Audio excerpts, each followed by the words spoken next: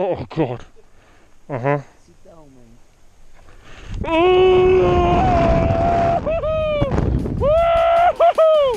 Oh my god!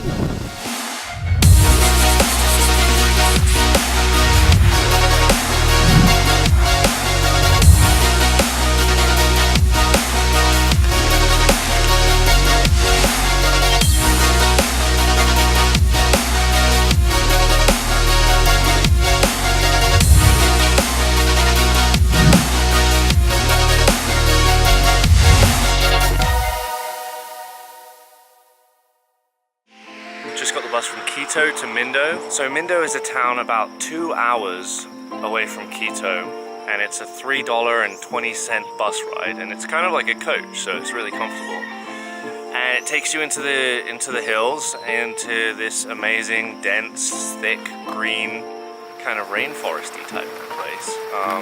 It's a really cool place. All the architecture is built with natural resources. It looks super cool. It's kind of hippie town. One of the cool things about traveling is you can legit just turn up to a hostel and you meet so many cool people and you never know which direction your day's gonna turn. So I turned up in Mindo at the hostel and this kid like, hey man, do you want to go ziplining? He's like, it's cheap to split the taxi there. So we went ziplining, and there is a crazy animal in that tree.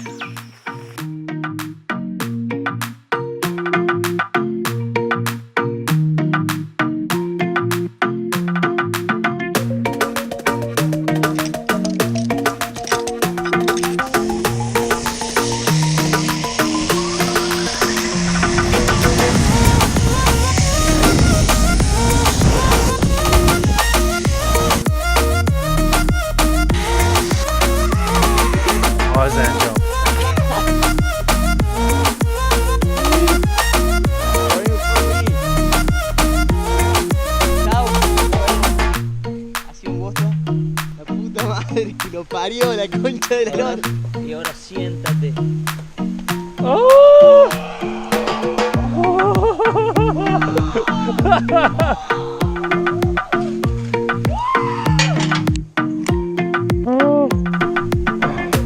Oh god. Uh-huh.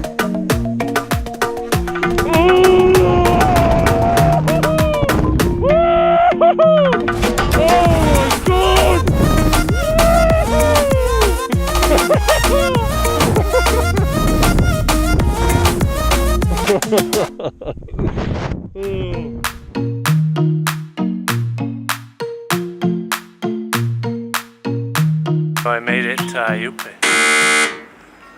This is a really cool town. It's a lot warmer now at the coast, and yeah, it's super cool actually. There's the plan is to go surfing.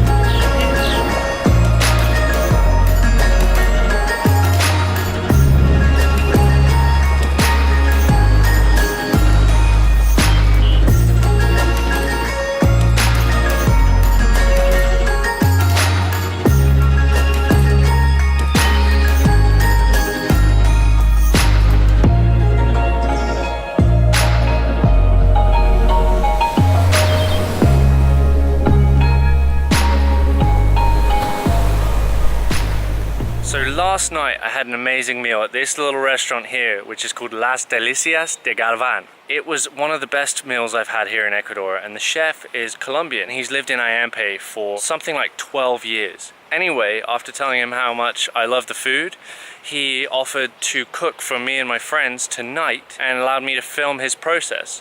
So that's what we're gonna do. Las Delicias de Galvan.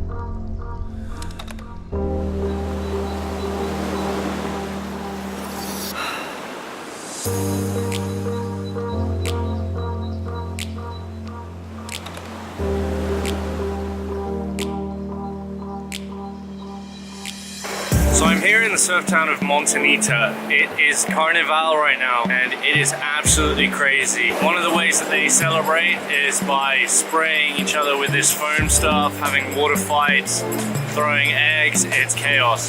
The coastal towns tend to be around 10 to 15 hours away from Quito. I haven't flown into Guayaquil, which is the other big city, but I hear that you can probably get from Guayaquil, if I'm even saying that correctly, to Montanita in about 2.5 to 3 hours. So that's maybe another alternative. There are plenty of hostels everywhere. Places to stay generally range anywhere from around $5 to $25 for a room. Even during Carnival, it seemed to be like 25 to 30 max. If you're traveling from the US to Ecuador, it's actually quite easy. They use the US dollar and the US plug outlets. When it comes to drinking and going out, you can generally pick up a beer for around $2, $2.50 for a big beer. Cocktails are a little bit more. You can have a great night out for relatively cheap. Food would cost about $5, $6 for something basic, but the food is pretty good.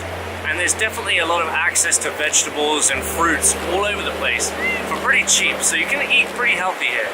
So what's my conclusion of Ecuador? Ecuador has far exceeded my expectations. Everyone has been really, really friendly. It's really easy to travel here. The buses are easy. Everything is relatively cheap and it's absolutely beautiful. I mean, it's so true what you hear about Ecuador being so diverse. It's jungly, it's mountainous in the Andes, and then when you come down to the coastline, you have these beautiful beaches. It wasn't necessarily on my #1 places to visit. I was looking at Costa Rica before looking here, but this place is awesome and it doesn't seem to be too overridden by tourists. There is tourism here, but it's not that bad. People are welcoming and it's cheap. So it's worth coming if you're looking for a holiday, if you're looking to adventure, if you want to see some wildlife, some greenery and some different terrain. Absolutely worth coming to Ecuador.